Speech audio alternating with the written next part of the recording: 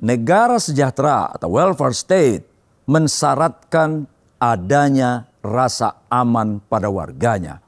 Jadi sejahtera itu bukan sekedar terpenuhinya sandang, pangan, papan. Bukan, tetapi yang terdepan justru adalah adanya hak rasa aman.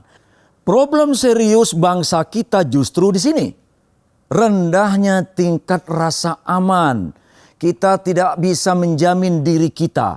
Bahkan aparat penegak hukum tidak bisa menjamin kehormatan kita. Tidak bisa menjamin amannya harta benda. Bahkan tidak menjamin nyawa setiap orang. Ini adalah visi demokrasi. Saya Superman Marzuki.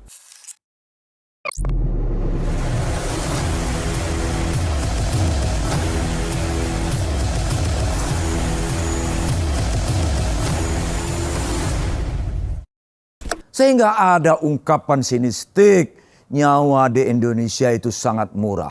Harta benda tak terlindungi, kehormatan tak terlindungi. Sepertinya tak sejengkal tanah pun republik ini yang aman bagi kita untuk berdiri.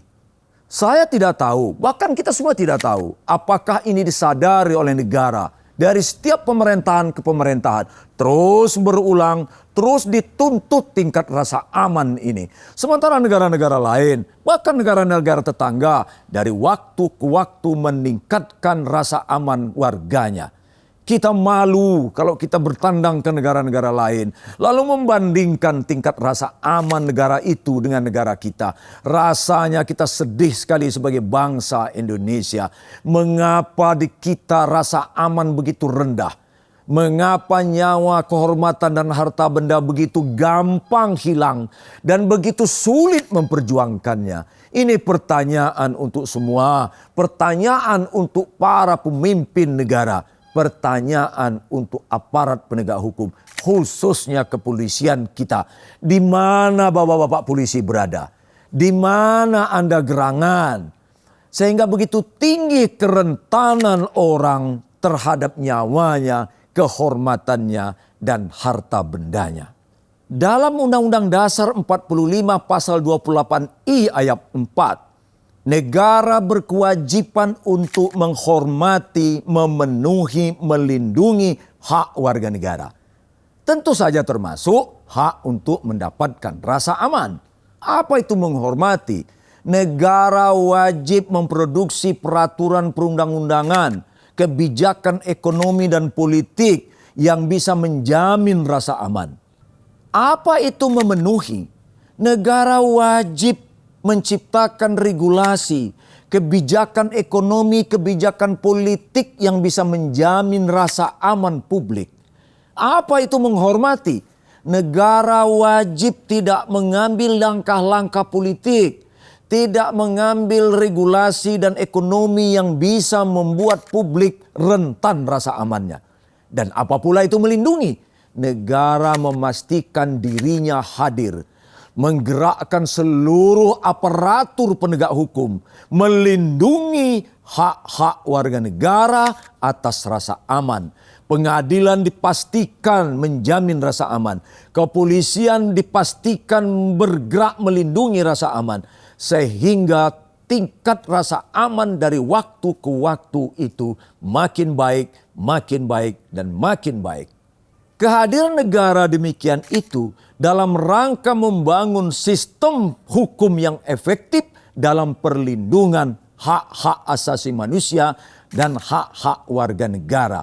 Kita patut belajar dari sejarah besar negara-negara lain. Saya mau kutip satu sejarah penting di dunia, yaitu Presiden Eisenhower.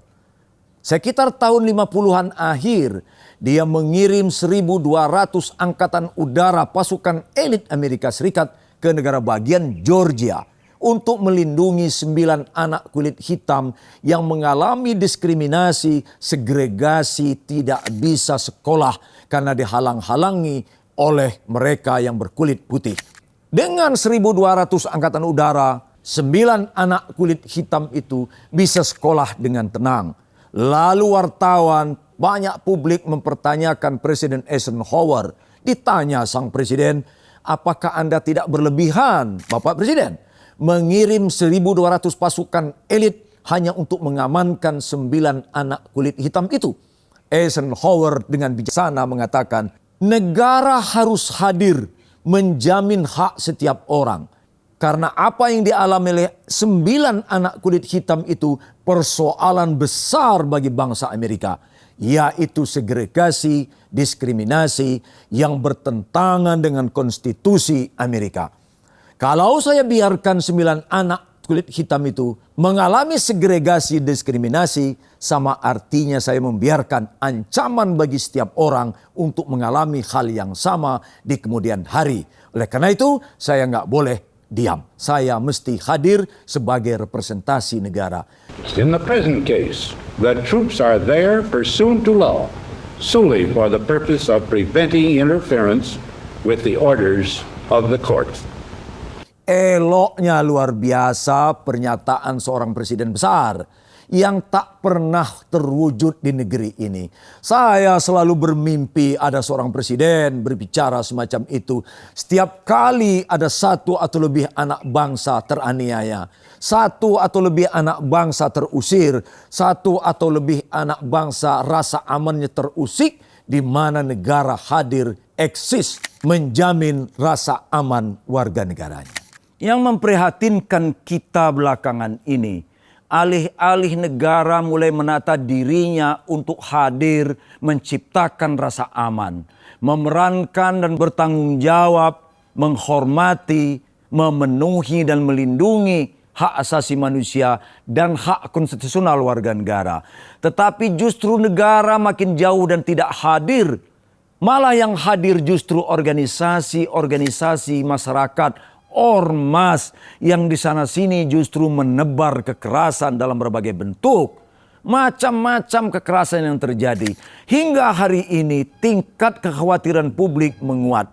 Kalau negara diam, kalau negara absen, negara tidak hadir, kita khawatir akan timbul organisasi-organisasi lain tandingan yang akan menandingi organisasi-organisasi kemasyarakatan yang melakukan tindakan kekerasan, akan dilawan dengan tindakan kekerasan lain. Kita tidak ingin ini terjadi. Kita punya pengalaman yang relatif sama dengan apa yang pernah terjadi di masa lalu, di mana perkumpulan-perkumpulan yang menamakan ormas dilawan oleh pertahanan sipil masyarakat karena kecewa dengan ketidakhadiran negara. Kita tidak ingin ada pengorganisasian sipil yang muncul sebagai kekuatan menandingi kekerasan-kekerasan dilakukan oleh organisasi masyarakat karena kecewa terhadap negara. Setiap kita sebagai anak bangsa yang mencintai negeri ini tidak menginginkan anarkis terjadi. Tidak menginginkan perang sipil terjadi. Tidak menginginkan kekerasan merajalela di mana-mana. Karena negara gagal hadir atau justru tidak hadir. Oleh sebab itu, kita berharap, semua orang berharap Presiden Prabowo bertindak tegas. Memerintahkan kepada aparat penegak hukum hadir melindungi kepentingan setiap orang dari publik ini. Dan tidak membiarkan siapapun melakukan kekerasan untuk dan atas nama apapun. Karena sekali lagi kita ingin hidup dalam negara yang makin menuju kesejahteraan sesungguhnya. Saya Superman Marzuki, terima kasih telah menyaksikan tayangan ini.